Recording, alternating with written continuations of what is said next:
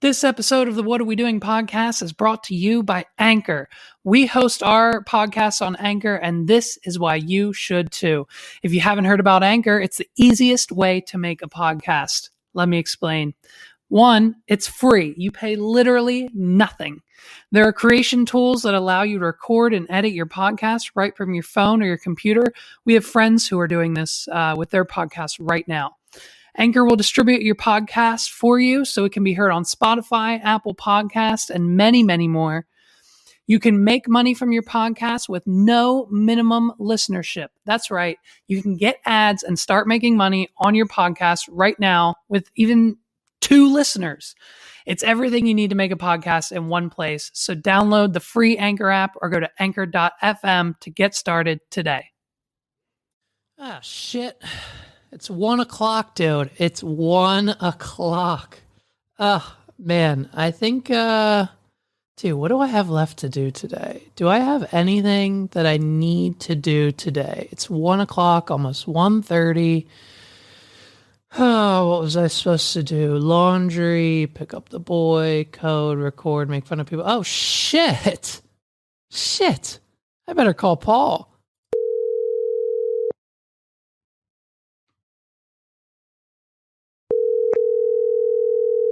Here we go. Your call has been forwarded to an automatic voice message system. 0, 1, 2, 3. Okay, so Paul's unavailable. So I guess we'll try to call again and hopefully get him on the line. Here we go.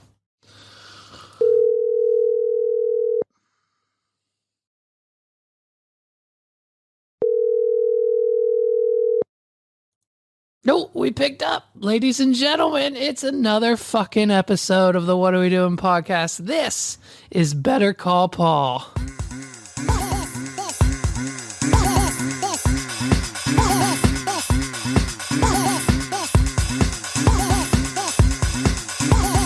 This is the What Are We Doing podcast. I don't know. It's so apparently, and I don't know what maybe it's my fault, dude. I might be going to jail for tax evasion. I don't know. But apparently the business, from the numbers that I gave them, apparently took like a loss last year. And so, which is understandable because we were all at like 80% gains for 2020. So shit was bound to go down in 2021. You know what I mean? But like, for whatever reason, I'm at a loss. So like they took my income, my personal income, and they covered the loss of the business. So that wiped out like the 5 or 10 grand that I would have owned personally for whatever reason. And then, but because of that as well, we're getting a $5,000 return. And so, and then she's like, well, and then unfortunately, and like she acted like this was going to be news to me, but John and I have been paying taxes out of pocket like every year since we started Sparks, because just that is what it is. And so, but like, she's like, yeah, Justin owes $4 grand to federal, 500 to local, blah, blah, blah to state. And I'm like, okay, cool. And then like, but she didn't tell me I was getting a return before she told me that. She told me I owed $5 grand, and then my heart stopped and I'm like, oh fuck. Okay. I guess it's fine. Like I was expecting something. And then she's like, well, I need your bank account information for the return. And I'm like, what are you talking about? Are you taking money out of my account or giving me money? She's like, no, I'm giving you money because you got $5,000 in return. And I said, what does she know? She said 5,000. And I said, just fucking keep it. And she's like, well, we can't do that. And I said, that is the stupidest thing I've ever fucking heard in my life. So, yeah. Oh, I still don't, and I know that it's like a common joke on the internet now, but like, it is still insane that like the government knows how much you owe them, yes, but you have to do your own taxes, which are like a thing that like sucks dick and no one likes. Right. And doesn't make any sense to a normal fucking person. Right. And I swear that exists just so they can have the whole industry of people who know how to do taxes. So, yeah. Because, like, that's like what? And then there's all the software, there's TurboTax. Well, TurboTax spends... HR Block software now. Yeah, they spend all of our money, millions and millions of dollars lobbying Congress, so they don't flip that switch for us and make it super easy, because TurboTax makes $38 billion a year off of all of us. And, yeah, they buy arenas and stuff too, right. for team. Right, So exactly. They're doing okay. And the fucking, it's like, dude, if I don't, it's like, there's no, it's just so, it doesn't make any goddamn sense. None of it makes any sense at all.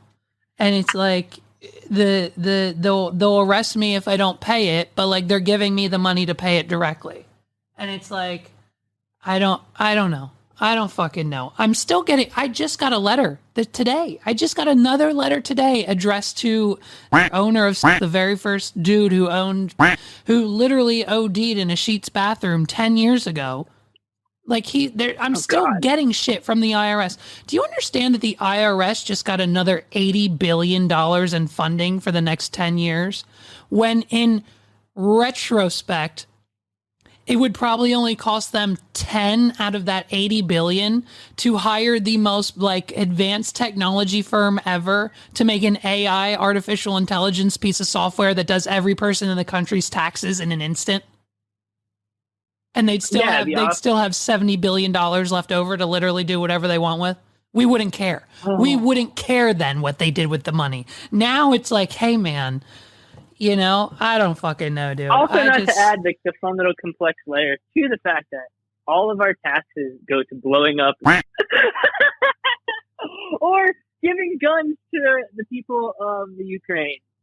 When the reality of that situation is probably that, like, at some point we're gonna. I mean, from what I hear, is that they're actually gonna win now. Sounds like Russia's falling apart, but like.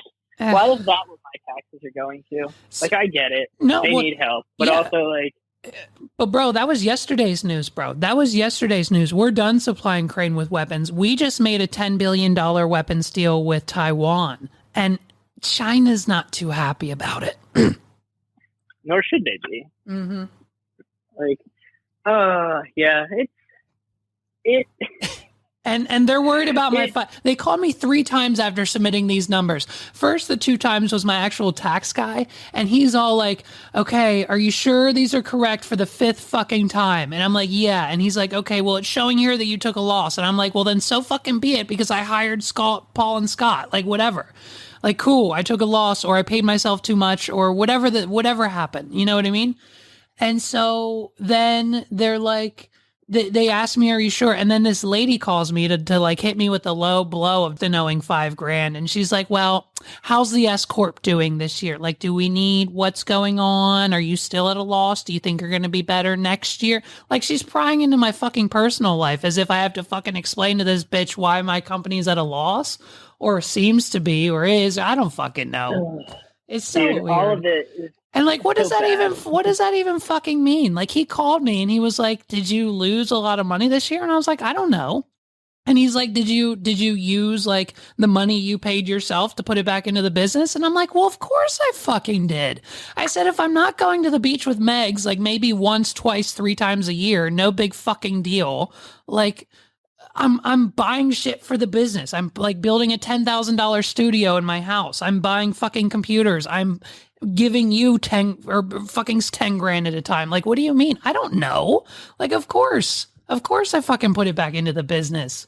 Just make it work. Just do your damn taxes, dude.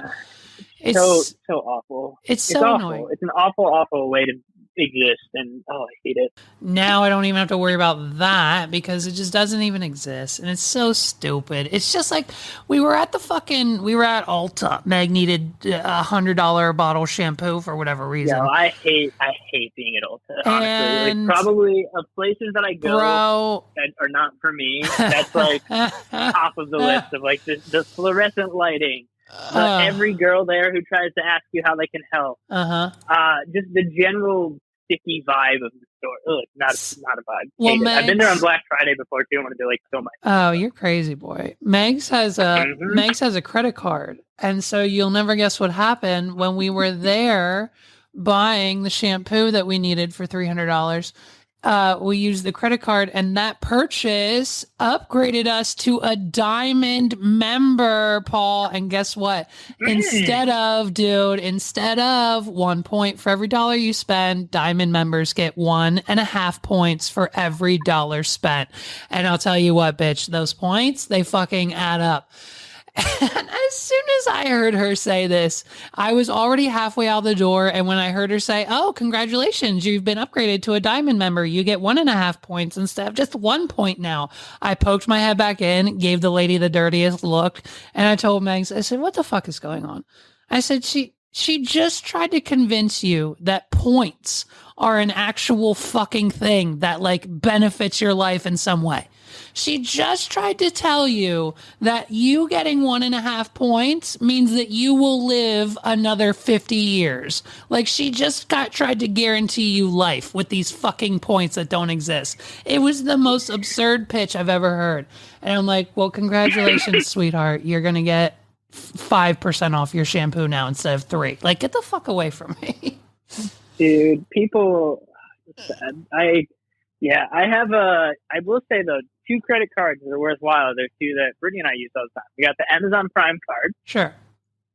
And Brittany has the Target Red card, yes. Which honestly, Target Red card, fucking slaps, dude. Fucking right. slaps. It's right. like 5% off stuff all the time. Every time you yeah. have it. Yeah. Which is great.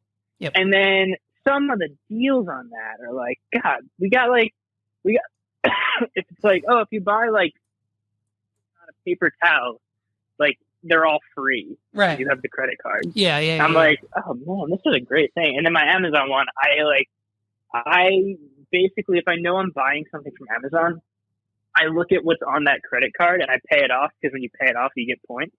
Right. And then I just get things from Amazon for free. Right. Because the point system, if you have Prime and have that card, is if you shop at Whole Foods, which we do regularly since I have so many allergies, it's really helpful to shop at a place where they tell you what's in everything. Right. And then if you buy stuff from Amazon, you get 5% back on everything. Right. On Prime Day, I got 20% back on everything. Right. I had like $270 of Amazon points after Prime Day. Right. Okay. So it's like $270 back in my pocket for just buying stuff I was going to buy anyhow. Yeah, I think when I consolidate my debt at the end of this year, I'll be canceling some credit cards and probably just be getting those 2, because that sounds dope. I have the regular Red, so like I just get the 5% off like via the debit, but that sounds dope. And I think I should have had an Amazon credit card like years ago. I mean, I have everything. I just got 2 cases of water from Amazon, like, because no one around here sells liquid death because they're a bunch of fucking pussies. So it's just, like, I got to get my shit from Amazon, and like we order everything on Amazon. Who doesn't? Dude, my one friend is like a purist about it. Yeah. He's like, I refuse to buy from Amazon, and I respect it, and like I get it. But also, it's like, I'm so jealous because like he's like also kind of rich, so he can't. That's why he can afford to not buy stuff from Amazon. Right. Where like I was cracking up the short film 2 weekends ago. It has a bunch of stands that are Amazon Basics stands, and like I just think it's funny to see like Amazon Basics anything is funny to me, but like professional looking gear, and you like flip it sideways and it has a little smiley face on it. Right. Is like deeply funny to me because it's like very dystopian. Oh yeah. And I wish I'd bought them when they came out. They were very quickly in and out of Amazon's existence. There was a full line of miniature guitar pedals that were Amazon Basics guitar pedals. So there was like an overdrive, a delay, a chorus pedal, and they all were just like Amazon Basics. And like I really regret not buying. They were also not expensive, but I was like, I'm never going to use these. Of just like the Amazon Basics guitar pedals would be great. But wait, you said there was like a delay, a distortion, a looper, a tuner? Yeah, compressor, a couple other ones. Yeah. Okay, well they still sell them, bud. Oh, they're back? Yeah, I'm looking at it right now. It's Prime. You can get the delay for $46. You can get the distortion for $25. You can get the looper for $44. Oh my God, they're back, and they're a little bit more expensive, but they're still cheap. The compressor's $20. Oh my God. I'm assuming like if you show up with this $26, I don't know anything about pedals, as everyone knows, but if you show up with this $25 compressor pedal that says Amazon Basics on it, will I get laughed at the Chameleon Club, or will they just kick me out? Probably laughed at. Okay, if I took it well, into the Chameleon Club's gone now, though, dude. Oh, that's There's true. no more Okay, Chameleon. if I buy this, if you buy it, can you bring it to me and then I'll take it into Tone Tailors and ask JP what he thinks of my new gear. Yeah, can you fix it up for me? Can you repair this? Yeah. Just be like this. Yeah. My pedal isn't working. I need you to fix it. And then, oh, dude, what if I just scratch off real terribly? I'm gonna scratch off the Amazon Basics logo, but you can still read it, but like not really. trying to make it look like you didn't do what it is. Yeah. Or just put like a sticker. I'll just put like a label over it. I'll just get a label maker and just put a name like Gibson and just put it over it like terribly. Yeah, no, that's all right.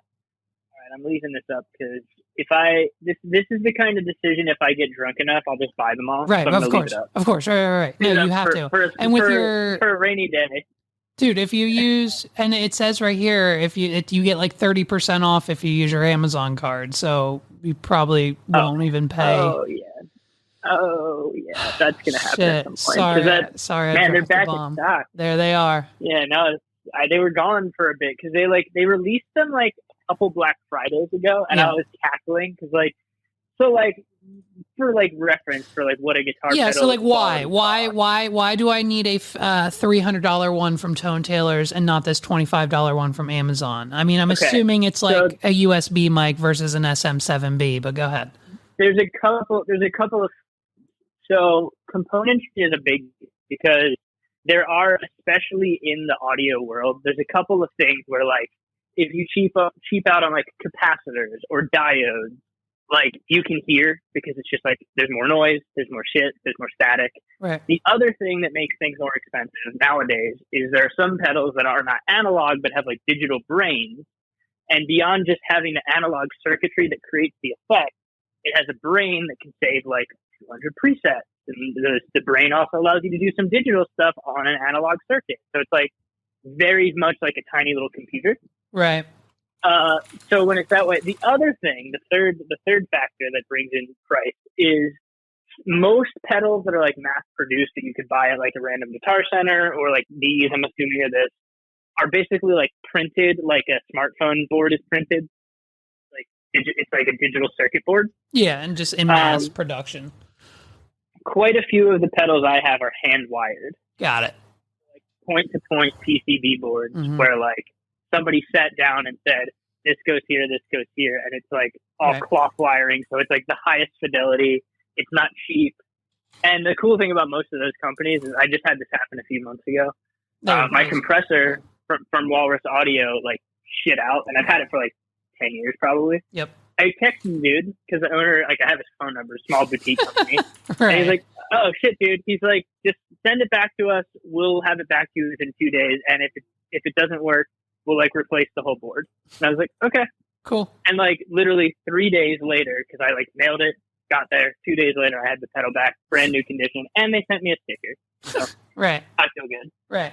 But yeah, so it's their guitar pedals are the one thing where don't know that there's a level up. You can get great if you're just good at playing guitar. You can get great sounds out of anything. Yeah. That's the reality. It's these cheap Amazon things. One of the reasons I would get them is I bet you I could make them sound cool for certain things.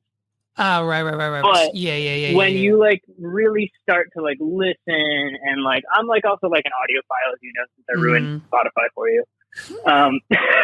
But when you listen to the difference, if I were to A/B using the same microphone and record the same exact guitar part and play it through a cheap delay and then throw it through I have this one Chase Bliss Tonal Recall, right, which is a $600 analog delay pedal. Got it.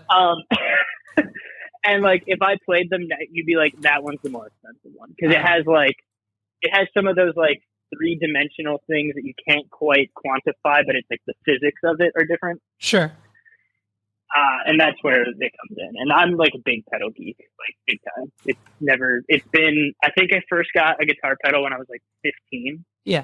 And it was a runaway train. It was I love this. I love being able to fuck up little boxes that twist knobs. And for an ADHD kid who played guitar, it was the best outlet of wait, I can just play a chord and then I can fuck it up a lot. Oh yeah, I'm going to twist all these knobs. Right. Yeah.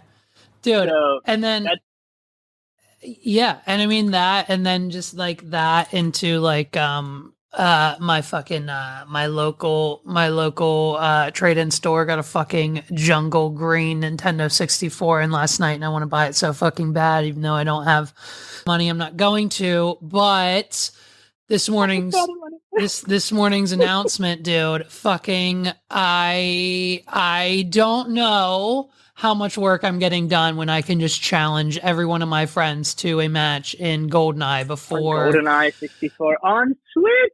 I couldn't believe it. I didn't read into it too much. I just saw the post I sent it to you and a couple of my other friends. Yeah. And my cousin Scott and I used to play GoldenEye for hours whenever we'd get together in the summers. So I was like, ooh, dude, we got to play this. Yep. But I thought, and maybe this is I think this is a bigger deal than just it coming to the Switch, but I'm pretty sure Nintendo lost the rights to James Bond games because they were made by PlayStation for a little while. Okay. Like, I remember PS3, they, like, remade GoldenEye for PS3 in that era. Correct. At one point. So... Now, did Nintendo regain the rights to release this? Because that's a bigger deal, because we could get a new game. So allegedly with this announcement, there are rumors that there is a new GoldenEye 2022 coming for the Switch and for the Xbox. What I do know, that has to be one of Microsoft and Nintendo got the rights since they have that like partnership. What I do know is, and I'm not 100% sure, so take this with a grain of salt, but I might be correct here. What I do know is that, and this is, I swear to God, Barbie Broccoli and her fucking family own 007. They make all of the decisions. Like, Barbie Broccoli is sitting on the Iron Throne of 007. That is a person's name. Yes, it's a real person's name. Swear to God, look it up. Google 007 Barbie Brox.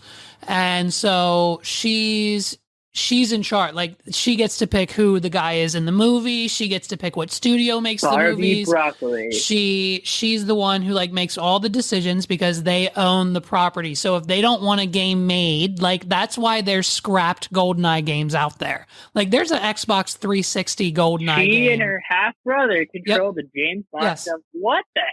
Hey, bro. There's just like, hey, bro. There's like two people. What are we doing? You know what I mean? I know what the fuck I'm talking about 99% of the time. Okay. But, so yeah. So there's an unreleased leaked 007 GoldenEye Xbox 360 game on the internet somewhere because Barbie Brox and her brother didn't approve it after Xbox had it made. So there, you know what I mean? All that shit, all the rumors about 007 and GoldenEye and the re-releases, most of them are true. They just never got past Barbie Brox and the family decision. So that's crazy. So because I remember I did get whatever year it was, the PS3. Yeah, it was a remake of GoldenEye where instead of looking like Pierce Brosnan, it looked like Daniel Craig. Yep. And it was terrible. It was a terrible first-person shooter. Yep. It was awful. It might have been a third-person shooter, actually. Yeah. It might have been like UC Bond. They were terrible. Which probably is also what made it terrible. Cause there's only, I had the Wii version. I was not a big, I had it for PS3, the same era. Yeah. That it had to be, So I remember very much hating basically every third-person shooter for the most part. Mm-hmm. I like third-person sword combat games, right? Which number one on my list that my brother and I played for hours was the movie game of the Return of the King from Lord of the Rings. Fuck where yeah! You could like level up every character, and it was awesome. And we played it for hours. We got of the King. What is that for? PS2. PS2. It was great. That game was awesome. We played it so much. Wow, I might have to download that. Yeah, it's pretty great, dude. Honestly, it's one of the. You run around and like you pick your character, and like each character kind of has like an RPG style. Like, oh, they're good at this, and like then you can level up like your bow skills. You level up your sword fighting skills. Yeah. If you're Gandalf, you level up your mage skills. Like, right. And then you just like learn new combos and stuff, and it kind of plays through the story, but in a way that like the story doesn't go and brings in like. Dude, do you remember when every movie had a game? Oh yeah, Ollivander is on Disney movie video game YouTube algorithm. So he's constantly listening to what he thinks is the movie, but he's watching video game footage of like a 2001 PC version of like Finding Nemo, where you swim around as Dory and you try to find fucking Nemo and collect coins and shit. Oh yeah, like Toy Story games, the Aladdin game. Yeah, dude. yeah. There was and like there's two good. There still Lord of the are. They still are. Lord of the like, Rings. Yeah. Some of them, yeah, I've seen them out there. Yeah, Lord of the Rings is great. The other one that was really leaving away Star Wars games because there's like a whole genre there. But, yeah. The other really cool game I remember for PS2, and I played it a lot, and it was well before Arkham Asylum, was Batman Begins, the video game. Oh. It had this really cool mechanic to the game where if criminals were more afraid of you, it was easier to fight them. So, like, it incentivized you to, like, creep around in the shadows and, like, knock shit over and scare the criminals. So then when you would drop down and fight them, they'd be, like, in a weakened state. And it was awesome. It was such a cool game. It had Scarecrow in it. It had Ra's al Ghul in it because it played through Batman Begins, but, like, in a way where there's a lot more story because it's a video game. And that one was sick. It was awesome. So that is the PS2 era, man. There were some good ones. There's some real. Oh yeah, Justin. That's like Justin's console. Like Justin plays his PS2 like every day. He has like all. I love that. Yeah, he's a PS2 kid. Like when GameStop finally stopped selling PS2 games like 3 years ago, he was like fucking devastated. He was like, "Where the fuck am I gonna get all my games now?" It's like Jesus, dude. But dude, yeah, there's also the greatest baseball game ever was in that era too, which was MVP Baseball 2005. Hands down, the best game ever. And so much so is that it still receives mods from online people. Wow. Like people will update it with like the 2022 Major League Baseball roster because that game was so awesome. That's hilarious. And like there are definitely now better games because like MLB The Show is like basically playing baseball in real life. But dude, MVP Baseball, unmatched. Need for Speed Underground 2 for the Great PS2. Game. Fantastic game. I mean, the soundtrack alone, I think, was just Yeah, that was incredible. There's another racing game that was really cool. The other one I think of, because I put it aside for a sec, was Star Wars, but the original Star Wars Battlefront 2, like where I like steer, because my friend Zach and I used to play that at his parents' house till like 2 a.m. every time we'd have a sleepover. Yeah. And like I can just hear like there was this one little like voiceover from a clone who would say like, "Watch those wrist rockets." And I just hear that in my head sometimes. Like I'll be sitting alone late at night and I just hear in my head, "Watch those wrist rockets." Now is this the same one? I played a Star Wars, I think it was Battlefront. I don't know a lot about Star Wars, but I got a game of Star Wars when I bought a PS4 about like 5 or 6 years ago. And it was just like this kind of, it was like Fortnite. They dropped you in and you had to kill the other team. Yeah, that was the remake of Battlefront. The Battlefront, there was Battlefront 1 and 2 that existed for PS2. Got it. Battlefront 3 got canned and people were devastated. Right. Because it was like going to be the next level. You're going to get new Star Wars in it. Canceled. I can't remember. I think that was well before Disney bought it. Like it was just, it got canceled because of that. Right. The one you're talking about from like 2016, 2017 era of PS4 was Battlefront made by EA as opposed to Lucasfilm. And EA took it on the chin with that game. Because that game, they literally launched it and then refunded some people. They launched it and stopped the launch because it was so awful. Really? Because it wasn't a fully baked game. It had no campaign mode. It was just you played online. I remember that. Wars, it was like 2 levels. And it wasn't good. Yeah. Yeah, and it wasn't good. Like the mechanics weren't good. It wasn't fun. Well, they went back to the drawing board. Yeah. And they made a 2. Yeah. I have Battlefront 2. Okay. For PS4. Okay. That one is not good either. However, they did bring back some stuff where there's a campaign. There's like a story. Okay. And the story, which is kind of cool with this one, is actually canon to the newest movies that came out from Disney. Oh, cool. So like what you do in the story is like right after the events of Return of the Jedi where like the rebels win and the Emperor gets turned down the shaft. Yeah. and it goes right up to the events of The Force Awakens. So, like, kind of cool. It's a neat little storyline, and I like that. But it just, like, didn't have a lot of staying power. Whereas the old games, Battlefront 1 and 2, they're now considered Star Wars legends because they're not part of the canon. But the first game, you played through as, like, the premise of Battlefront was you ran around as, like, a troop on the ground. Mm-hmm. And then for, like, kill streak rewards, you get, like, oh, I get to unlock a new type of troop. Like, oh, now I have a jetpack. Or now I have, like, a sniper rifle, whatever. And you'd, like, unlock them kind of like you unlock guns in any first-person shooter, third-person shooter game. You then, though, eventually after, like, 10 kill streak rewards, you get to unlock a hero. And you're running around the battlefield like Darth Vader, slashing people and choking them out with the Force. And then that was always the best. You always wanted to get the kill streak reward. You got to be the hero. Because you're running around with Boba Fett and a jetpack, and you're just blowing people away. Yeah. Awesome. Yeah. So the thing we used to do with that game that you could do sitting on a couch with your friends back in the PS2 era was there was a mode in that called, I think it was called Conquest. Okay. And it was like a board game. All right. Kind of like Risk, but in the Star Wars universe. Oh, okay. So, like, you'd have, like, your fleet of ships, and you'd, like, go to take over a planet. And, like, if the planet was occupied by your friend you were playing with, you had either, if both of your fleets were there, you had a space battle and you flew around and shot each other down. Or if one fleet was there and one was just owning the planet, you went and, like, invaded and had a ground battle. Wow. And then, like, you can keep playing, like, until one of you owned the whole galaxy. And my friend Jack and I would do that for hours. And we, like, would save the file and come back to it. And, like, we had so many memories doing Star Wars Battlefront Conquest. That game mode has never come back. Yeah, well, and that's like, dude, that's like when I was playing Battlefront, I was winning. And I think that should be a red flag for any video game, because if I play a video game and I immediately start winning, like, I got the controls right away, I got the map memorized, my team's winning, I'm shooting these fucking battle troopers or whatever, star troopers, and I'm winning. My team won like the first 3 rounds, and then like nothing else happened. You know it's a terrible video game, because I thought it was a demo. I thought it just came with my PS4 because I got a free Darth Vader book bag that I still have. That was how that game worked. It was an awful remake.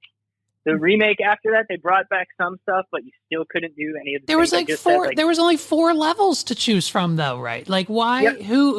Why would someone? It was like what I would expect to play in the store, waiting to pick up the full game copy, right? You know what I mean? No, and oh hell yeah, I used to do that at like Target when my mom would take me as a kid. I would just play that. Because you can just play the first level of every game. Do you know what I want? Do you know what I want so bad? And someone has. You know what? I bet you COVID killed that forever. I know someone has one, and I know I can probably find one. But I want my dentist used to have them, and I know they're for sale on eBay somewhere. But I want one of the like the standalone, like McDonald's Nintendo 64 game consoles. Oh, with the N64s in it with the yes. Yeah, dude, yeah, there was one of those at one of the malls near where I grew up. Yep. There was one of those in the J.C. Penney. Yep. And oh my mom would go shopping, and they had Donkey Kong 64 on it, and she would just make sure I was okay. Yep. And I would get to stand in the department store and just play Donkey Kong 64. The full game. Full game, not a demo. Right. Full game. No, it always was. And I would just run around. I would play, and it was incredible. Dude. And then they fucking got us, and that's how they got us into the dentist. My dentist at the time had like one TV with an N64, one with a Super Nintendo, one with like whatever else, and then like the regular toys in the waiting room. And I just played fucking Mario at the dentist the whole fucking time. And then they're like, incredible. Come back here. Oh, he's not moving. Hit him with the fucking pig nose. We called it the pig nose when they just hit me with sleeping gas. And then I wake up playing Mario again in the lobby, and then we go home, and it was a great day for everybody. You know what I mean? Like, it was insane, dude. Yeah, insane. Those were the golden days of video games. I'm looking at an ultra rare Nintendo 64 kiosk console for $5,000 on eBay. It comes with this see-through clear dome. You told me to buy it for you. Yeah, for the taxes. Yeah. Hey, bro, listen, I could pay your tax bill, or I could buy this. So what do you think? And dude, it's a Nintendo 64 branded tube TV as well. And I think I might consider buying it, you know? Clean it up. I think you should consider buying it. Yeah. It's crazy, dude. The fucking nostalgia. Hey, Scott, I can't pay you this month. Right. I did this instead. Okay, hold on. I found for $9,000, it is a briefcase containing 6 Nintendo 64 consoles and their respective color controller. I'm looking at a blue, orange, purple, green, pink, and smoke gray fluorescent see-through Nintendo 64 consoles. It comes in this dope case, and it's only $9,000, and I think I should take out a small loan and buy it. I'm gonna, dude. Listen. It would be awesome to do that. That would be the funniest, like the most impractical purchase possibly ever. But the joy it would bring. Right. The joy is there's no dollar sign you can put to the joy that would bring. Right. Right. It's like, hey, you come to me and you pick your console like your Pokemon, and I let us select 6 people. I select 6 people on the planet, and then they are the chosen ones. Dude, I think that's a great. That and I can sell. I sell each one of these consoles at an NFT to make my money back, and I'll make like $9,000 on each console, and then I'll be fucking rich, and I'll have these NFTs that are worth a lot of money, like Logan Paul did 99 times. Dude, remember when NFTs? I have a whole fucking hour-long rant in the back of my head waiting for like a future episode of my podcast to go off on NFTs. They had me hooked. I was a believer. I thought it was going places, bro. I saw fucking like Trey Songz or whatever fucking rapper on TikTok saying, I sold 1 million NFTs for $1. I made millions. People were making hundreds of thousands off of these things, reselling them and flipping them. And I'm like, Scott, you need NFTs. And like, I'm fucking preaching it. Like, I'm fucking trying to buy a Bored Ape right now. And it's like, you know what I mean, dude? Now it's like, dude, did you hear the numbers? This time last year, OpenSea did $30 billion in revenue in one day. In the last 3 months, they've only done like 20 million, not billion, million in like the last 3 months of sales. They've laid off like half of their force, and like it's not looking good. Well, like I think I told you that the dude Zach who wants to do some work with us. So I still have to get back to. He lost his job because he was working at a crypto place. Oh my god! He was creating an app. He was creating an app that would allow people to like mint their own coins as they listen to music. Yep. Which is really cool as an idea. Sure is. But just went tits up. Right. And all the money went away. Right. And they were like, oh, hey, I know we said we could keep you on and pay you like $90,000. Yeah. Turns out we can't do any of that. Yeah. And you're going to have to find another job because we're laying you off. And he was like, cool. Thanks. Glad I did this. Do you understand that that stake.com pays Drake like $30 million for an Instagram post because they just have people gambling with Bitcoin on their site 24/7 nonstop, and like it's just, and their headquarters is like literally a tiki shack in the middle of nowhere that costs $3,000 in Florida. Like it's the most horrendous thing because they just are pocketing millions of dollars every minute.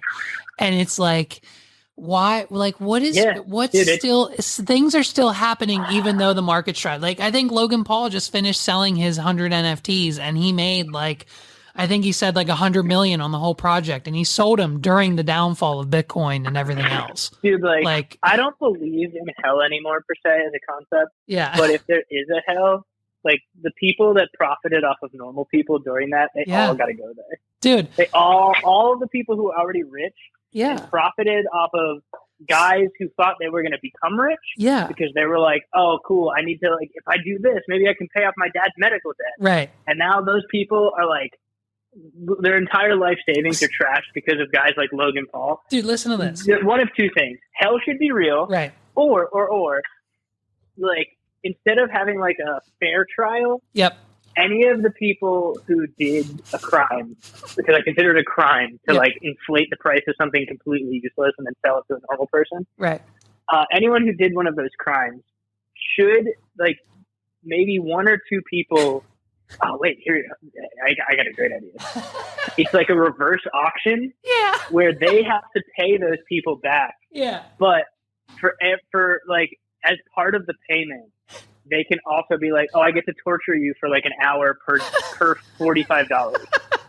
And they just take Logan Paul to Guantanamo Bay, and three normal guys who like were trying to pay off their family's house debt, who lost all their money thanks to him. He pays them each, like, they say, like, you know what, I want $100,000 each for these guys, but actually I owe you $200,000, right? And they're gonna get their other $100K back by like twisting your nipples off, ripping your fingernails off. And does that sound fair?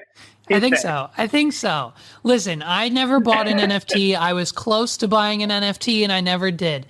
But dude, listen. So, okay, this is how fucking cringy and gross this shit is. First of all, Logan Paul's like co-host, his like best friend, like Mike Malik. Do you know of this guy? I know. Yeah, I've heard. I know of the situation. So, like, right before the fucking crash of the market, he purchased like a Bored Ape Yacht Club NFT for like $400,000 in cash. Okay. Like, he literally spent his life savings that he's been saving with Logan Paul for the last 10 years and spent it on this Bored Ape picture of a monkey NFT. And now he's broke. And so he didn't think that he was going to actually need money eventually to, I don't know, buy a house. So like 2 weeks after he gets done announcing that he dropped all this fucking money, 6 fucking figures, almost $500,000 in cash on an NFT, I find him on TikTok on ads and paid sponsored videos talking about how he's hooked up with this company, and for little to no cost to him, he has lent this mortgage company his Bored Ape NFT as a loan. And so for this loan, because his Bored Ape is worth $400,000, they're going to hold on to the NFT for him, give him an upfront loan of $200,000 in cash so he can go buy a house. And then once he's done paying back that $200,000 in cash, because, you know, he's going to get it from his next ad deal, or the property value of his NFT is going to go through the roof, because why wouldn't it, right?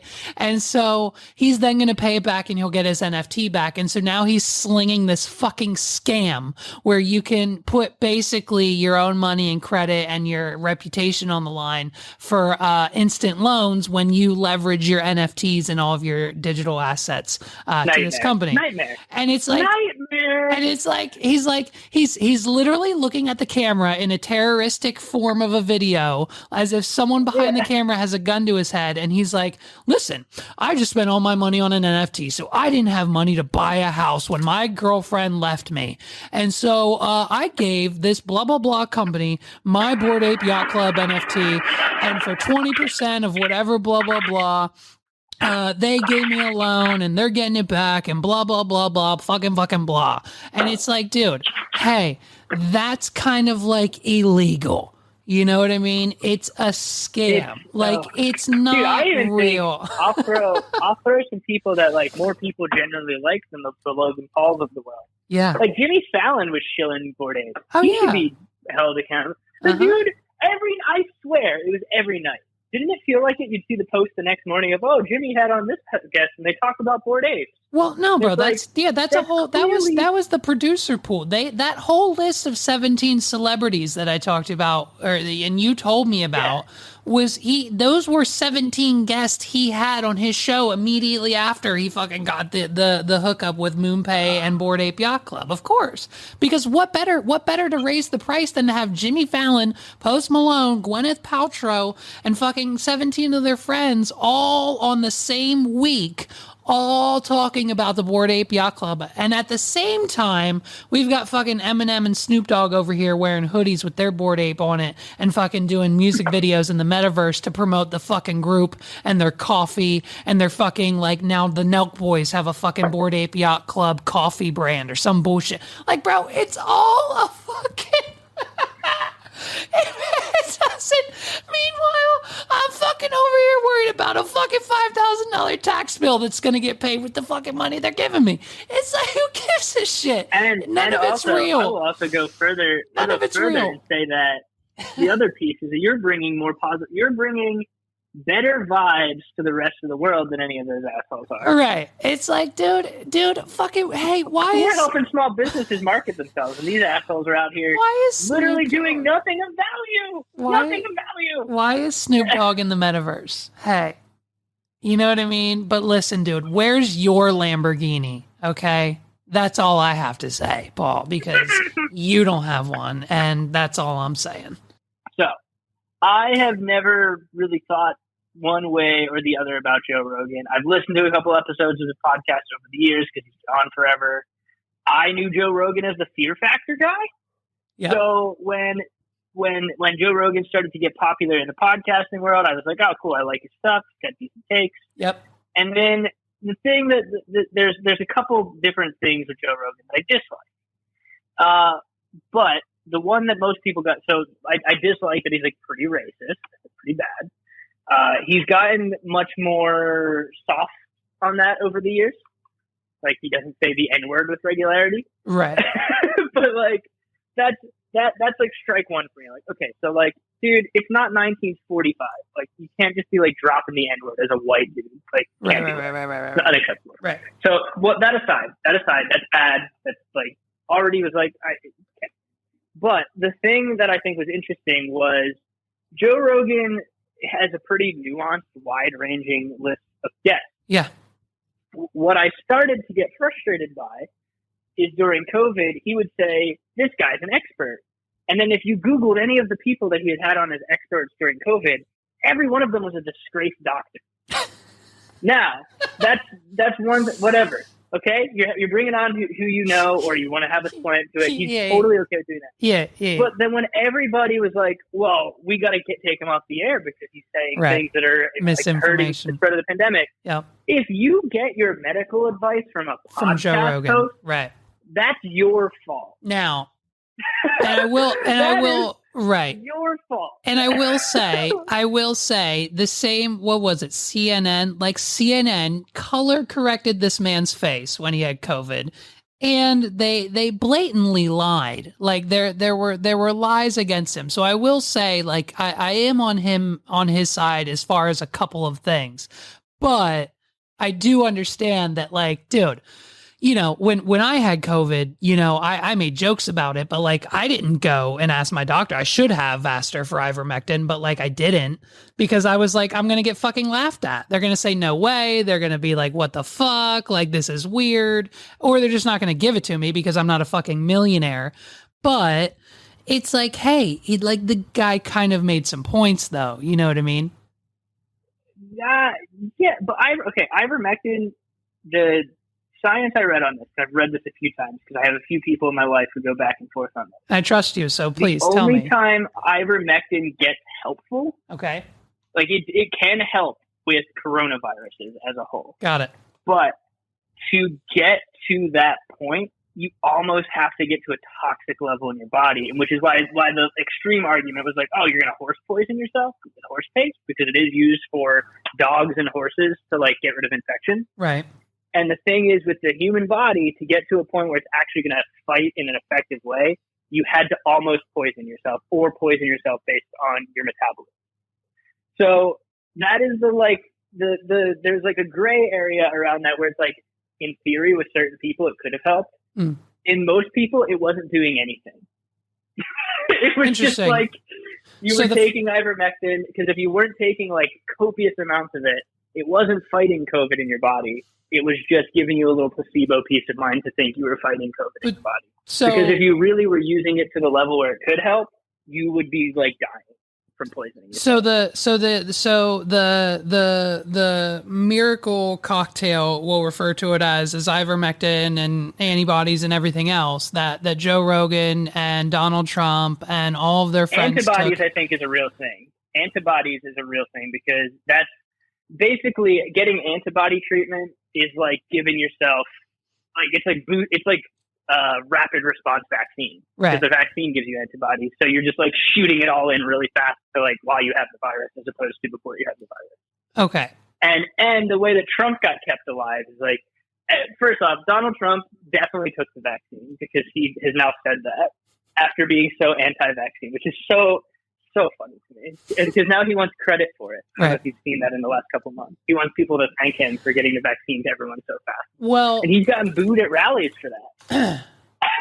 People are like booing him. Did you happen to see, and unfortunately I think we missed it, I know I did, but did you happen to see the flyer for or hear the whereabouts of Freedom Fest that happened this past weekend? What on earth is Freedom Fest? Oh, I am so sorry, Paul. I thought you knew, and you just because you had other plans to watch Disney movies, I thought you weren't going to go. Oh, please! Freedom Fest was this last Saturday. It was September 10th and Sunday the 11th, of course, in Kentucky. Free admission from 4 to 10 p.m. In the state of Kentucky. There's going to be family fun like balloon. Already bad vibes for it to be in the state of Kentucky. It's like, can't get. Yep. The story isn't getting better. Continue. Yep. There's going to be family fun like balloon rides and bouncy houses. And Vito's Fireworks is going to be there. And after the fireworks, dude, guess what? There's going to be a special screening of the new documentary 2000 Mules, which is basically a documentary about the QAnon movement and how it's not working. I know about 2000 Mules. I have listened. And Paul, I'm not done yet. And after that, we have a fucking lineup, dude, of local and regional speakers. Okay. Listen to this lineup. We are going to hear from none other than Dr. Doug Frank, Seth Keschel, Dr. Dan Stock, Jim Ricci. I don't know his last name. And Ricci, here's Jim Ricci, yeah. Jim Ricci. Yep. Him. And here's where it gets, dude. Here's where it gets good. We're going to hear from Seth Dillon. We're going to hear from Kimberly Guilfoyle. We're going to hear from Eric Dieters, Candace Owens, and Eric Trump himself. Okay. What a cast. What a cast. Now, Donald Trump was invited, and we know now, obviously, he did not show up, unfortunately. But this was essentially he hates his supporters. It was a field in the middle of Kentucky where QAnon and Trump supporters gathered. It was BYOB. You could bring your own beer, but there were plenty of food trucks available. You could bring your own food, bring your own food truck. Campers welcome. BYOB. I mean, what more could you fucking ask for? I'm thinking we go to Freedom Fest 2023. Free admission. Dude. The screening of 2000 Mules, which I'm mad I missed. I'll have to download that illegally later. I'm pretty sure you can get it for free from like. So I know several podcasts who have watched it just to like. Yeah. it's bad. What, can you give me a rundown, because I'm not sure exactly what this movie's about. Okay, so their hypothesis. We're gonna call it a hypothesis. Start. And who's they? QAnon? Who's QAnon? Unclear. Dinesh D'Souza and like some other people. It's unclear who they are behind this. Mm-hmm. But basically, the idea behind it is, okay, so the election was stolen. Trump definitely won. Of course. And the way they're proving that is by showing you irrefutable proof of the fact that there's this thing happening where there are voting mules, because that's the whole scheme of the vote from home, means that you can have people vote numerous times. And they try to, dude, this is where it gets like, I was cackling laughing at this.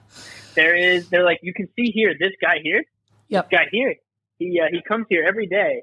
And like the one podcast I listened to, QAnon Anonymous, they were like, it's great because this guy is clearly like a courier and this is just his route. And it's like, they're like, you can see that he comes here every day. At no point do you see this guy like dropping things into the ballot box. You don't see him do anything. Okay. And they just have this like CCTV footage of people just living their normal lives. Yes. And they talk all about like cell phone tracking data where you can see that these people came to this same spot every day.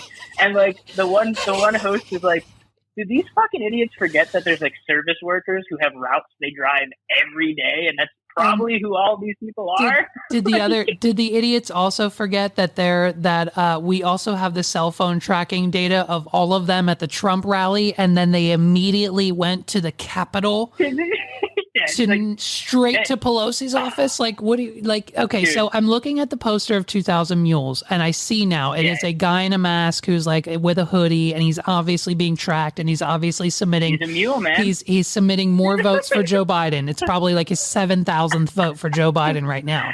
That's the premise that they give you. They're like, this guy could have done this 1,000 times.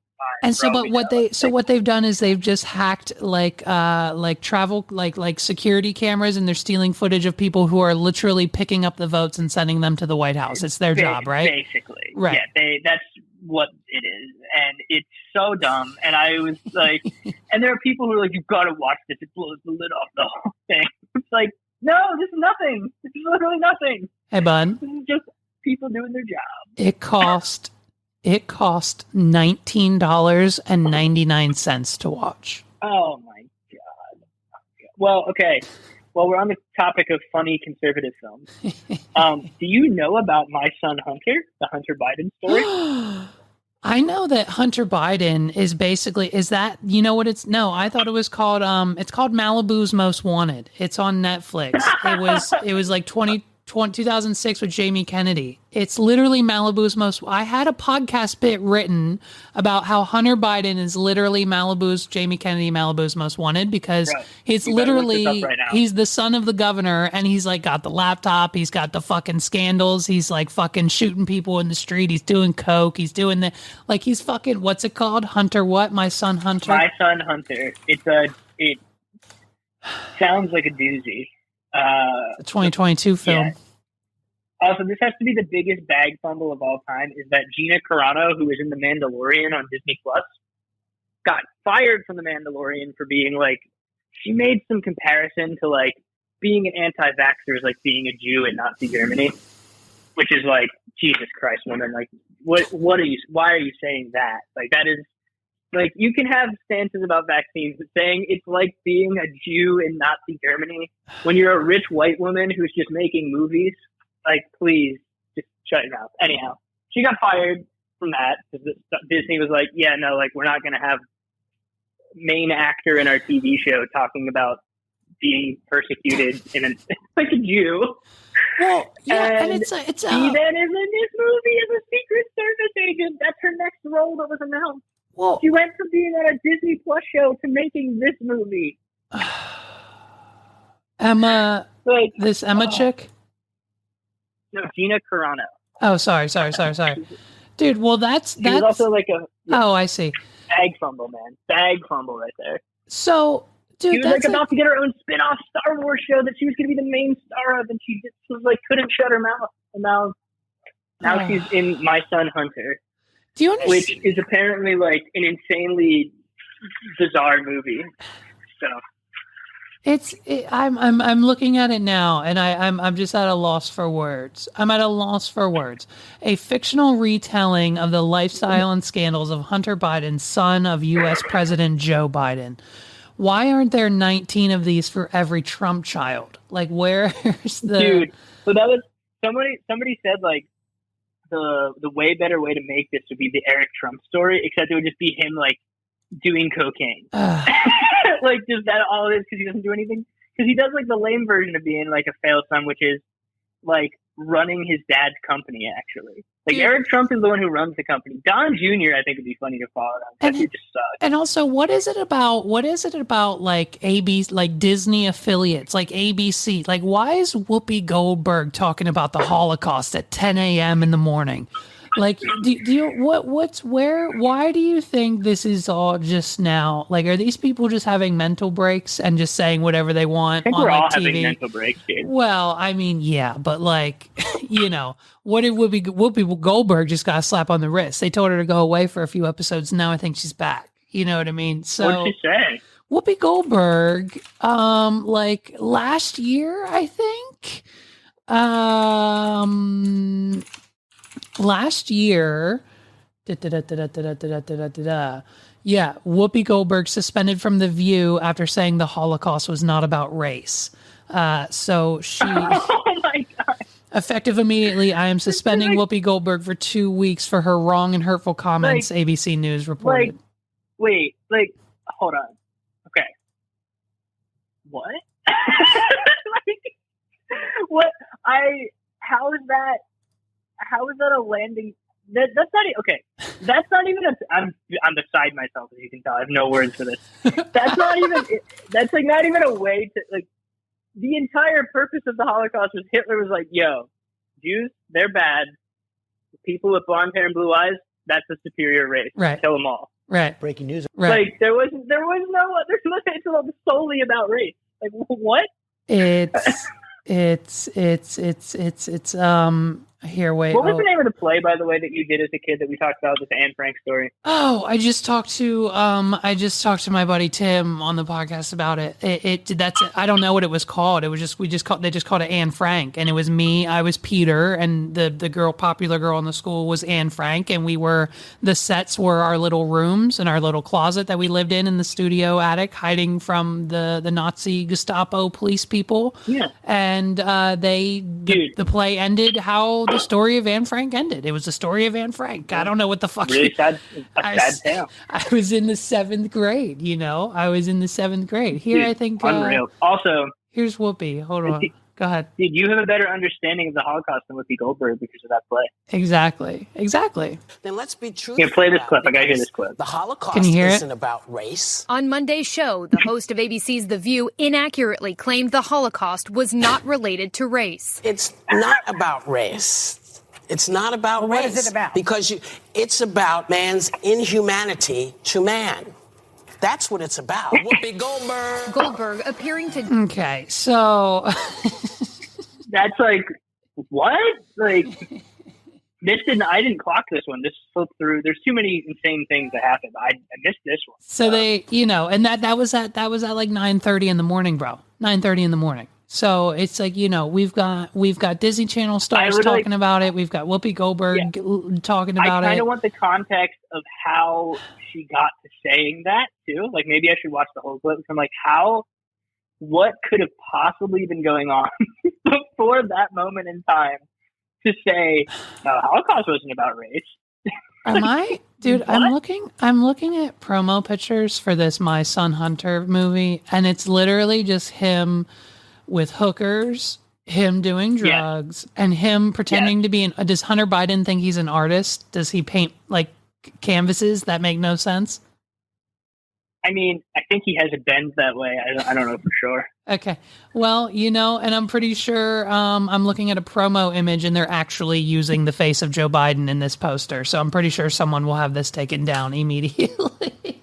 It's the Chapo boys watched that and did an episode on it the day the Queen died. Oh God, the Queen, dude. And they stopped at the beginning and were like, "Hey, real quick, the Queen died. We'll talk about that later more." But now on to My Son Hunter. And how did the Queen die? Was it heroin or cocaine?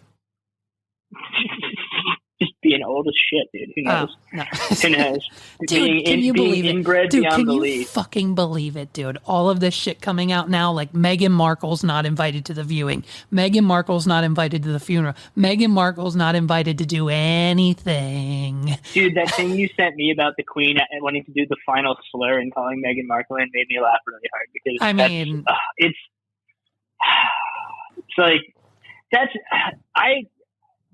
why are there people in the my brain is again broken by this. Why are there people in our country, the country that split off from the monarchy and fought them because they were corrupt and evil and took taxes and didn't give us any say? Yeah. Why are there people at all in our country who were like, yo, you know what? We got to respect the monarchy. Like, just that to me, like Nancy Pelosi being like, we're putting all the flags at half-staff. I saw a really funny tweet about that. That was like, Nancy Pelosi will do this, and some dude was like, the founding fathers in hell, and it was like Yoda losing his mind. And I was like, we fought them. Now we're just like, we're supposed to accept it, right? We're supposed to accept it. You can't disrespect the Queen. Well, out of respect for Henry and Meghan Markle, and I mean, let's be honest, Lil Buddy in power now. Like I think they said he's already shit his pants on the throne like 6 times since it's happened. I know you're on the internet. So you've seen his fingers. So. He's just it's a very strange, and Megs is like, well, who's king now? And I'm like, I think it's her son. And she's like, oh, well, what Charles she's like, what about her husband? And I'm like, well, that's her cousin. So like, he's not going to do it. And she's like, what do you mean? And I'm like, her husband died. I'm like, right, exactly. Died. Yeah, he's dead. Yeah. And so, but I mean, it's still her cousin. Charles, and then after Charles, it would be William. Yeah. And then after William, Harry abdicated, so it wouldn't be Harry ever. If William were to die somehow, it would be William's son, William and Kate's son. Right. And so that would be the funniest. It's like there was like a boy king, right? A boy king of England. Oh God! Just like we were in Game of Thrones, in Game of Thrones. Megs, do you know what Megs said to me? Megs woke me up the other day. She was like, dude, wake up. Ollie wasn't home, so we were just fucking with each other. And she was like, dude, did you hear what happened? Have you been on Facebook? And I'm like, no. She was like, they were moving. She said, it's time now. So they were moving the queen's body. And she said, when they were moving it, one of the royal guards' knee gave out and they dropped the casket and the queen fell out. Wait, and did this actually happen? And I was like, no, dude. And I was like, I sprung up out of bed. I immediately got on my phone. I was like, what are you talking about? I need to record something now. And I was like, holy fucking shit.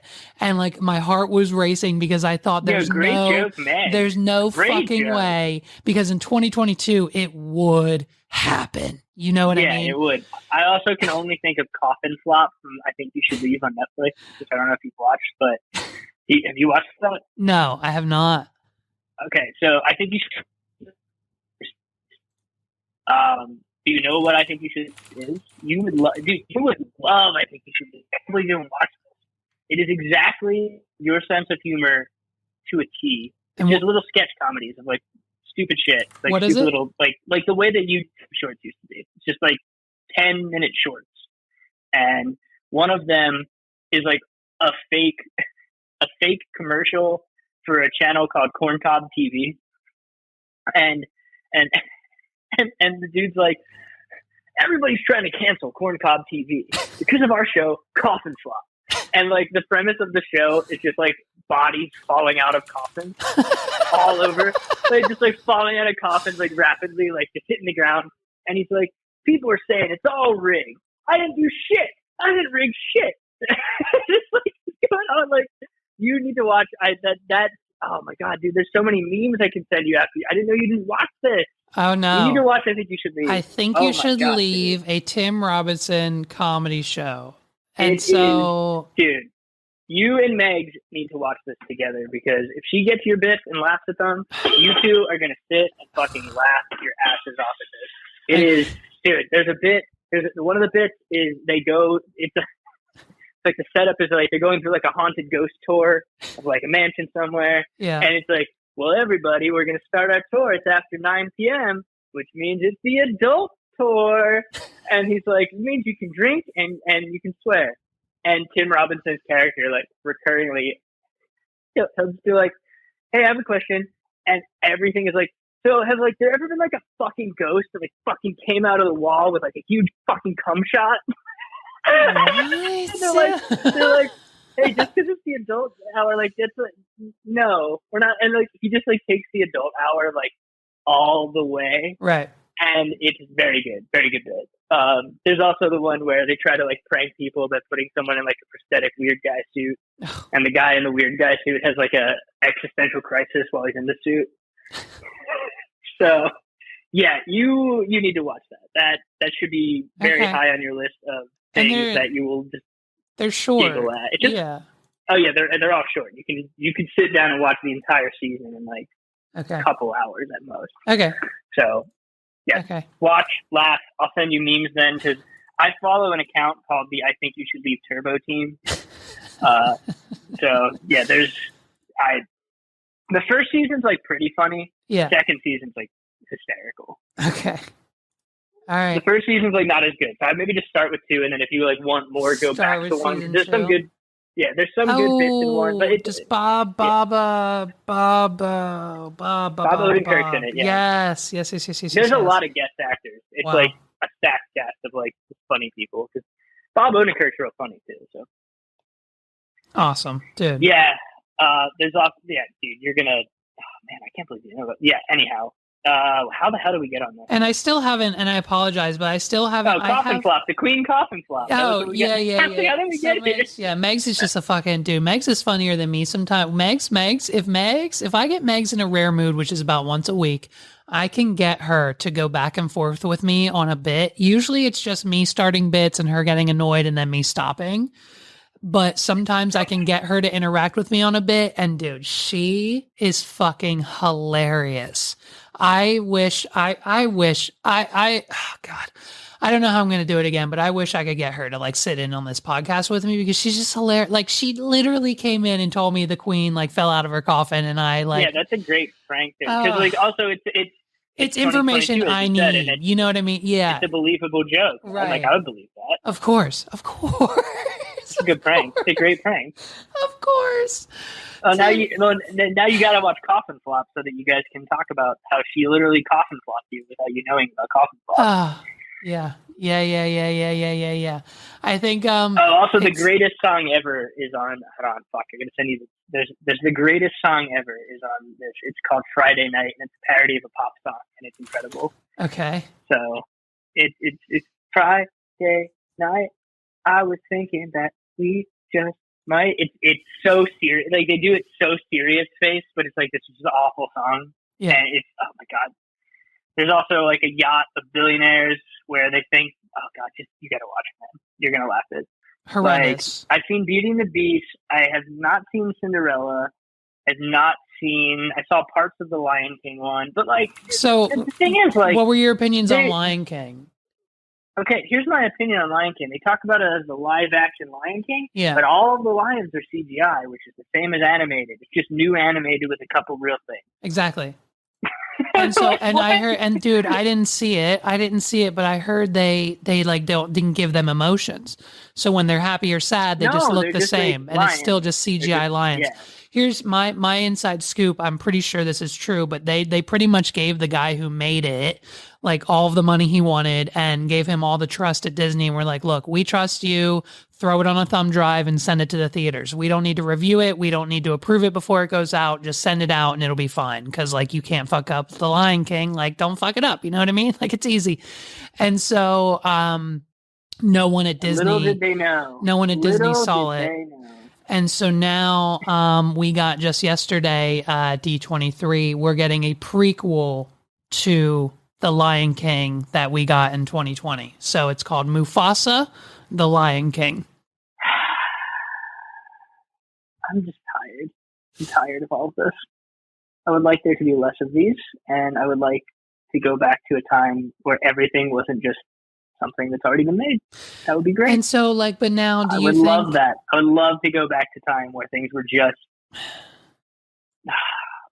Do you think that maybe do you think that maybe they'll fix the one in this one, like the mistakes? Like, do you think it'll be like, you know what I mean? Like, do you think they'll give them more expressions? I'm looking at like the preview images that they released, and I mean, it kind of looks good, but like, I don't know.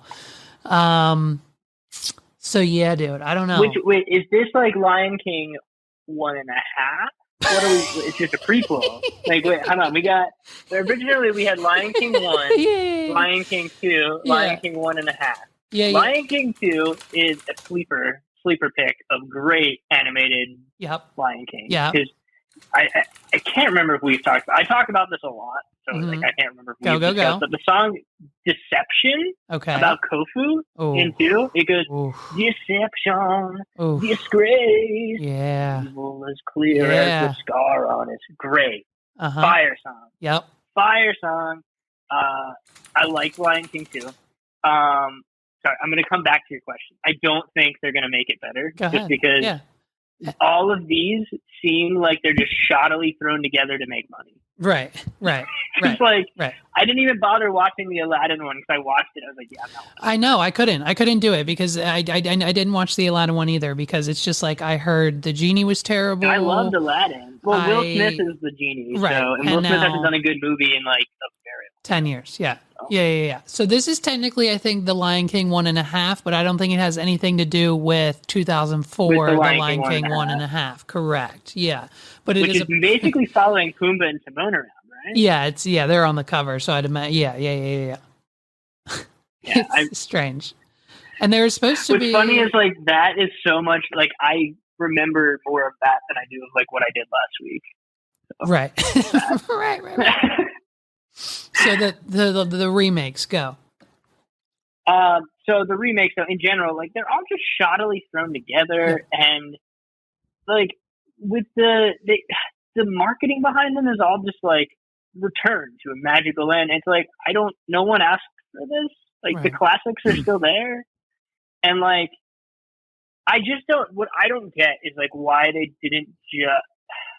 I get like the live action tag I think is what bothers me because most of them are just like updated animation.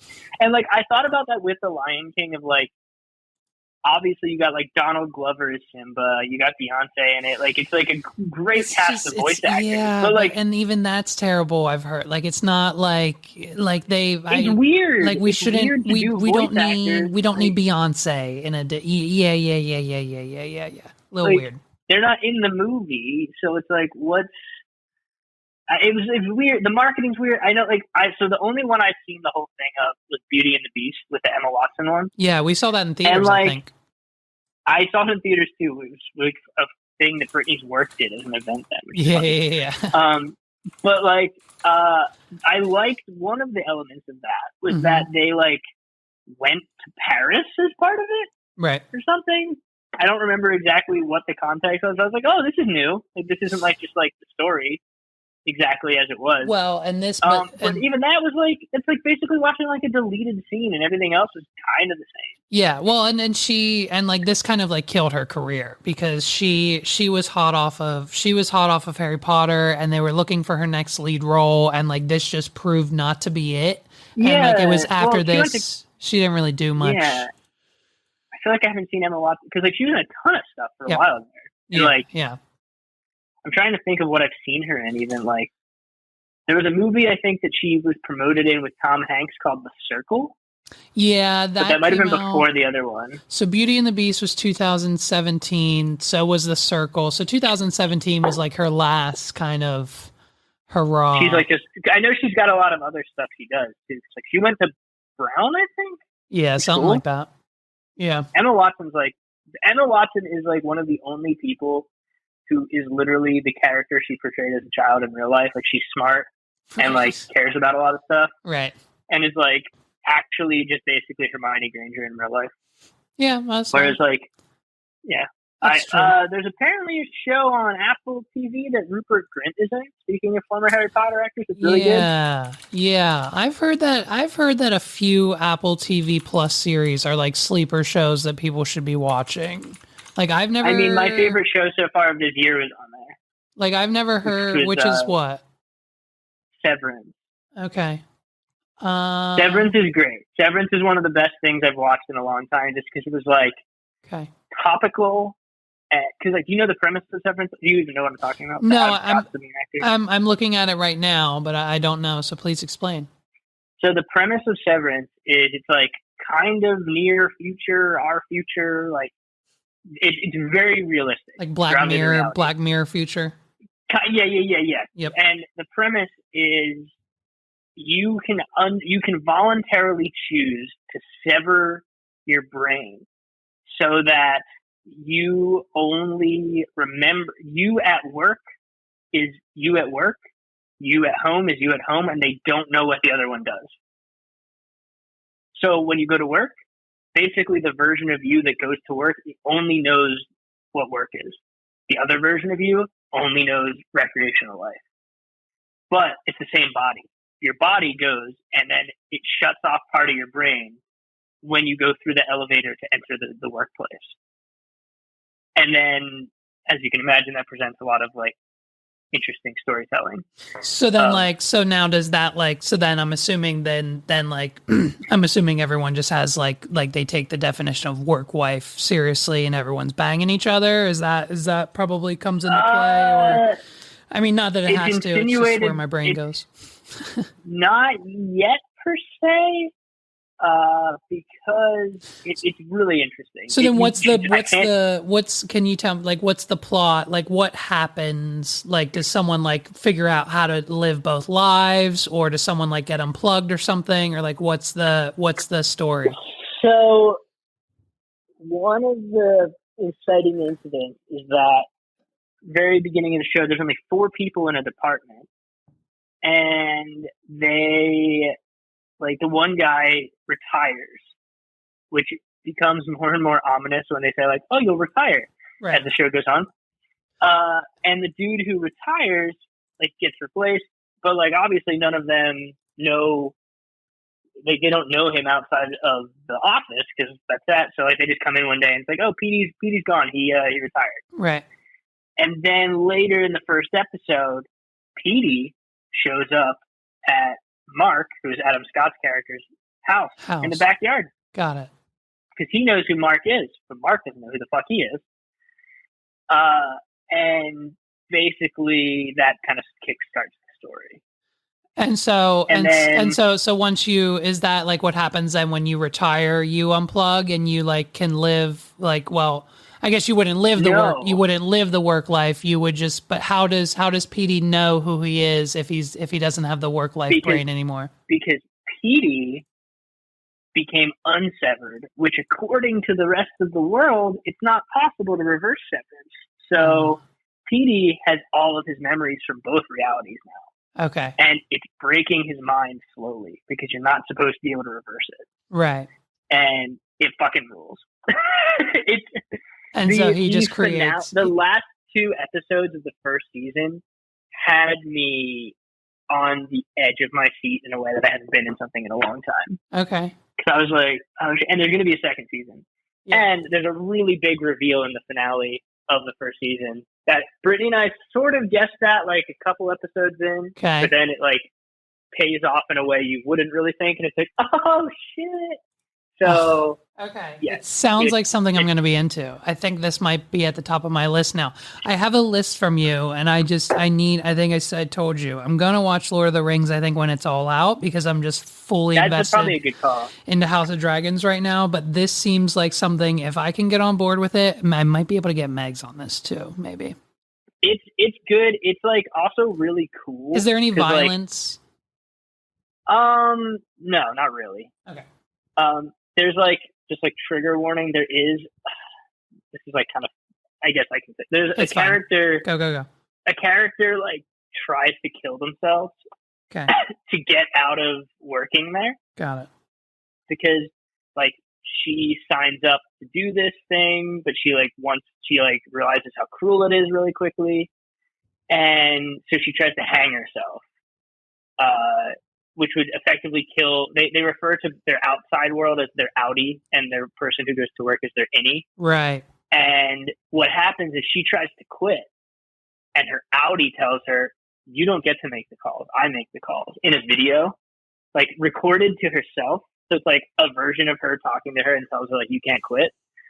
So she tries to kill herself as a solution to get back at her outie, is to just kill both of their bodies. Right. Because it's the same body. It's the same body. It's the same person. It's just their brains. They're like different versions of the same. It's a very interesting show because like what I liked about it is like this is like a concept, but like in a way that no one else has ever tried to do before. It's one episode. It's one episode of Black Mirror made into a whole thing. Now, and like it's really well done, and it has this cool like everything's like 60s aesthetic. Okay. In the office building, so the whole office looks like it's like out of time almost. There's also some weird like fucked up sex cult stuff at one point. It's good. It's good shit. Okay. I like can't wait till I canceled Apple TV actually after I finished this because like there's like I just recently stopped paying for Netflix for a little bit because I'm like I have too many of these, but I will be getting Apple TV again as soon as there's more Severance because I binged it all like in a couple of days. Actually, when Brittany and I had COVID, we watched it. And I was like, oh shit, I wish I'd like watched this while it was on because I would like love to talk to people about this while it was happening week to week because like it's fucking great. So Dude, speaking of watching week to week, Megs and I we're on like episode 20 out of 30 on season 3 of Love Island, and I'm getting a little out of it. I'm getting a little irritated because it's like the same shit. And like, dude, talk about when you were talking about the like unnecessary drama on the season that you're watching, dude. Last night was the most ridiculous shit. One of the strongest couples in the villa. Like they had a rough start. They both dated other people. Then they found each other again. They just literally the episode before they made their relationship exclusive. So the producers sent them to the hideaway room where, of course, they could, but I guess they didn't have sex that night. And so then, which we don't understand why. Like, I don't understand why everyone on the show is not banging, but whatever. And so, dude, I don't get that either. That happens. It's like, dude, what's the point of the hideaway if you're not fucking? Right. And so then, what are you doing? So then they're doing a challenge where they have to twerk off Post-it notes on their butts. And so Jess is doing the challenge. I told Brittany that for her birthday this year, she should organize a bunch of Love Island games. Yes, of course. I love it. Yeah, do that. And so she's shaking these Post-it notes off, and her fucking tit falls out. Like her boob falls out of her dress. Like they're not wearing anything to begin with, so of course it's bound to happen. Yeah, they're always wearing bikinis. So Aaron is sitting beside her, and I guess he gets this like stank look on his face because he has resting bitch face, but she thinks he has a stank look because her tit popped out and he's mad or embarrassed in some way that her tit popped out. And so she now then goes off with one of her girlfriends, and she's like, can you believe it? Like, we were playing the challenge, babe, and like my tit just fell out. And then I look over at Aaron, and he gives me like the nastiest look, like he's mad at me for like, it was a mistake, babe. Like I didn't do anything wrong, babe. And it was like, I don't understand why he was mad. Dude, you got a pretty good Australian Love Island voice. Exactly. Because she just uses babe at the end of every sentence. She's like, oh, of course, babe. Like Megs and I now say of course babe to each other like 10 times a day. Dude, because it's just insane. I got real. I've adopted and I hate it. I keep saying the word keen a lot. Yeah. I'm pretty keen on it. And I'm like, I can't stop saying this. I'm pretty keen on Kayla, to be honest, Taylor. And I'm Team Tina all the way, mate. Okay, it's me and Tina, and no one's gonna turn my head. Okay, these other bombs in the villa. Okay, I'm not turning my head. I'm Team Tina all the way. Okay. Dude, you've got the like tradie voice down.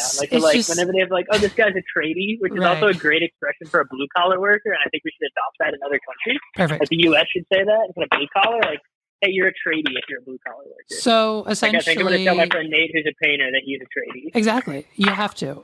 So essentially, Jess confronts Aaron about being pissed about her tit out, and Aaron starts laughing at her because Aaron is a man and he doesn't understand that our facial expressions are taken seriously every single time. And so Aaron starts laughing at her like, what do you mean? Like, your boob fell out. That was funny. We were all playing a game. I have a resting bitch face. Why would I be mad at that? Why would I be mad at that? And then she goes on about how he doesn't care about her feelings and fucking now I'm upset and like, you're not taking this seriously and you're laughing at me and you blah, blah, blah, blah, blah, blah, blah. And now the episode ended with pretty much him walking out, and we're not to know if they're going to make it in the next 20 episodes or not. So, Dude. it's on, we thought they were going to win, and it's like, it's insane. Since I know you don't mind spoilers because you also still watch stuff, which is admirable, and I also kind of feel the same way, except unless it's something I like love that I don't spoil. Yeah, of course. But Love Island season 1, I have been waiting to talk to you about the finale. Just to tell me, go ahead. The couple that won. So when you get to the end, if you win, they give each of them an envelope. $25K. One person gets the envelope. Yeah, no. Oh. One person gets the envelope with all $50K. Okay. One person gets an empty envelope. The person in the couple who gets the $50K gets to decide, am I going to split this with my partner, or am I just going to take it and fuck them? So there's one more game at the end. Is this couple going to leave the villa as a couple and they're going to split $50K and get $25K each? Or does one of them just walk away with $50K and say, fuck you, I won the game? Incredible, right? Nice little twist. I didn't know that one was coming. So if they just play the game to the end and play these chicks, and they're not actually like, they can walk away with $50,000 if they get it. Okay. So wow. So the couple that wins in the first season, okay, Kayla and Grant, she gets the $50,000. She splits it with him. Mm-hmm. They broke up like weeks after. They all do because he had a secret girlfriend at home and went on the show to get money to buy a house with her.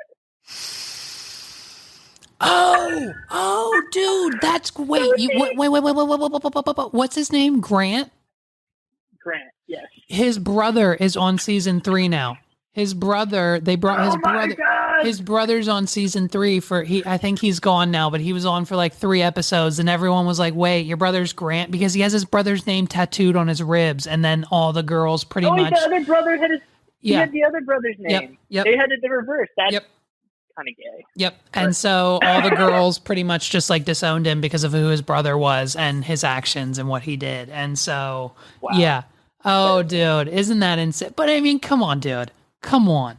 Like, why, like you said, why aren't these kids just fucking? And Mex and I looked it up. I don't know about season 1 or whatever you're watching on 2, but the kids on 3, like the one girl's 20 years old. They're only 20, 22, 23, 24. The oldest is 25. And it's like... Yeah, there was a 28-year-old on season 1 at one point, and they were like, wow, she's a lot older than all the other girls in the villa. I'm like, well, what? Thank God, I'm right. not that old. Yeah, right.